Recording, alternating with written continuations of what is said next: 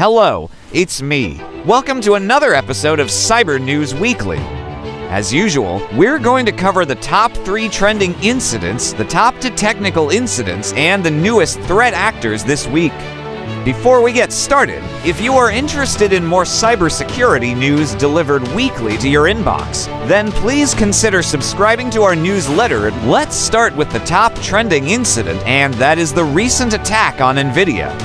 This one's been making a lot of noise lately because, first of all, NVIDIA was hit with a massive ransomware attack, and then they had a response which was so bizarre that no one could understand what was really happening. So here's the timeline. On February, reports emerged of NVIDIA servers being hacked by a group calling themselves the Cyber Avengers. And from their website, they seemed to be claiming that they were leaking 1 terabyte of data and threatening to leak more unless NVIDIA open-sourced their AI technology. There was a leak of internal emails showing that NVIDIA had been impacted by malware and that the malware had been present for about 2 months. The group claimed to be releasing stolen files every day until NVIDIA caved, but that didn't happen. However, in the meantime, NVIDIA pulled all of their graphics drivers from their website and stopped providing support to existing customers. This included older versions of drivers. Now, most people interpreted this as a reaction to the cyber attack, but in fact, NVIDIA confirmed later that it was due to an unrelated vulnerability in their licensing software.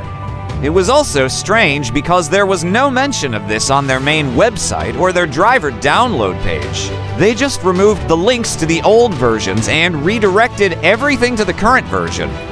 Then, after a few days, they brought back the old versions but still recommended users stay on the latest driver. But the problem is that when you update drivers, you can't roll back without doing a complete clean install. So most people did not trust them and stayed on the older versions of their drivers. And this caused problems for gamers playing certain games like Apex Legends and Fortnite. For those games, the old drivers broke anti-cheat features leading to the game denying players access. It was only after a few days that people realized that the new drivers were actually safe. NVIDIA then issued a statement saying that their website had been compromised, which further led to speculations that they were in fact dealing with the fallout of the ransomware attack. However, later on, the CEO Jensen Huang spoke at an event and downplayed the attack, saying it wasn't a big deal and that they hadn't even paid the ransom. He also said that they weren't hacked, but rather that a few isolated systems were infected by malware. A few isolated systems that just happen to be hosting all of the drivers for your most popular products, Mr. Huang. Then he went on to say that they had identified the source of the malware and patched it, but he wouldn't say anything more about the attack itself. As far as we know, the only evidence we have that this attack is over is that the Cyber Avengers have taken down their website and their leak site. And apparently, they've also reached out to journalists and told them that they're leaving the scene. So I guess we will see if this incident is truly over.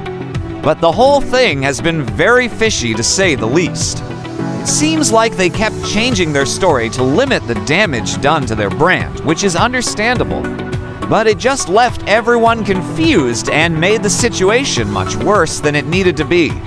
Okay, let's move on to the next top trending incident. The second one this week is about Microsoft Exchange. We had a couple of zero-day vulnerabilities disclosed this week that are actively being exploited in the wild. The first one, CVE 2023-28317, is an unauthenticated remote code execution vulnerability.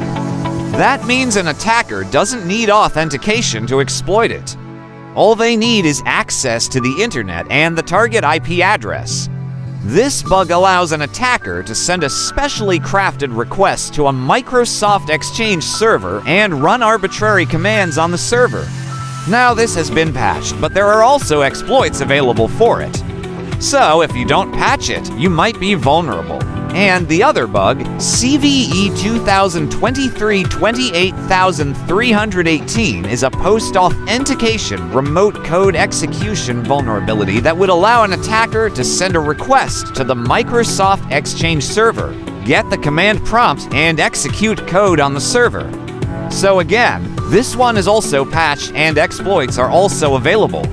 So you should definitely patch this one as well. The third top trending incident this week is a report released by Luminous Black Lotus Labs unit about a botnet called S2Stealth that is spreading rapidly through unpatched vulnerabilities on unmanaged devices. It is currently the largest botnet ever discovered, and the reason why it is so big is because it infects IoT devices, and these are usually not managed by IT teams. These are things like smart fridges, TVS, routers, etc. The owner doesn't care about patching these devices, and therefore they become part of the botnet. Now this botnet isn't new, but it is growing really fast, and its main purpose is to perform volumetric DDoS attacks against victims. These attacks use a large number of infected systems simultaneously to overwhelm the victim's infrastructure. In this case, the botnet consists of around 6 million infected devices and can generate more than 4 terabits per second of malicious traffic. The report says that the infrastructure used for the DDoS attacks changes frequently, but they can last up to a week each time they launch an attack, and they are always aimed at data centers and cloud providers. This botnet has been active since 2020, and while its main goal is DDoS attacks, it can also be used to perform crypto mining, exfiltrate data, or act as a launching point for malware campaigns. The report also mentions that the attackers behind this botnet have sophisticated infrastructure and capabilities, and it is likely that they will expand the functionality of the botnet in the future. Now let us move on to the top 2 technical incidents, and the first one is a report from Cisco Talos about a new malware loader for Windows called Foggy Water. This malware has been spotted in the wild, targeting multiple organizations in the United States, Europe, and Asia. The loader is used to download and execute other malware payloads like Cobalt Strike, and the main infection vector is through spear phishing emails. The emails contain a malicious document that, when opened by the user, triggers macros that download the Foggy Water loader. The loader then communicates with a command and control server to receive additional malware to be executed on the system. What makes this malware difficult to detect is that it uses legitimate certificates from DigiCert and GlobalSign to sign its components. Those certificates were obtained through a watering hole attack where the attackers compromised websites that these companies trusted and replaced legit updates with their own malware. So even though the actual malware uses code signing, the certificates used to do it are fake. The second top technical incident is a new report from Mandiant about a cyber espionage group targeting the aerospace and defense industry. This group, dubbed UNC for 496, has been operating since 2014 and is believed to be Chinese based on the language used in their code and the targets they choose. Their main targets are companies that develop satellite systems and technologies. And the group has been observed stealing intellectual property to benefit Chinese national interests. Most of the attacks are launched through spear phishing emails containing malicious documents that, when opened, trigger macros that deploy the malware. But they have also used vulnerabilities like CVE to a 188.119 to gain access to their targets. Once inside, they will use tools like Mimicots to dump credentials from the target systems. The malware they use is mostly custom developed, and they have a sophisticated understanding of Windows internals. The report also mentions that they've been able to evade detection for a long time because they only target large organizations in the aerospace industry.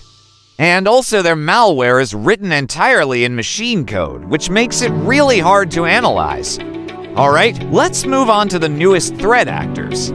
We only have one this week, and that is a group called TickMill. They were reported by G-Data, who claims that they've been tracking this group for a year and a half. This group uses a combination of open source tools and custom malware to target mainly Asian companies. Apparently 70% of their victims are located in South Korea. They hack into web applications using vulnerabilities like SQL injection, and once inside, they will steal domain administrator credentials and drop additional malware like Meterpreter onto the system. They also use custom backdoors that are never executed directly but instead are loaded into memory using other malware like PowerShell. Empire and Cobalt Strike are also commonly used in their arsenal, along with Python scripts to automate tasks. The group appears to be highly skilled and patient, as they will often spend several months inside a network undetected before starting to steal data. The main motive behind their attacks is financial, and they often target intellectual property that can be sold to competitors. Alright, that's it for this week. If you want to receive more cybersecurity news like this on a weekly basis, then consider subscribing to our newsletter. If you enjoyed this video, then please give it a thumbs up and subscribe to our channel. Thank you for watching, and as always, stay informed, stay secure,